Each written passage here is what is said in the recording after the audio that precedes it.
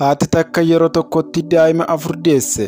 Finfinnee eebila 13/2017 Yuunivarsiitii Madda Walaabuu Hospitaala Referaal Gobbaatti haati takka yeroo tokkotti daa'imman 4 nagaan of kalte. Haati kun yeroo tokko dhiira 2 fi dubara 2 of kaluun ibsameera.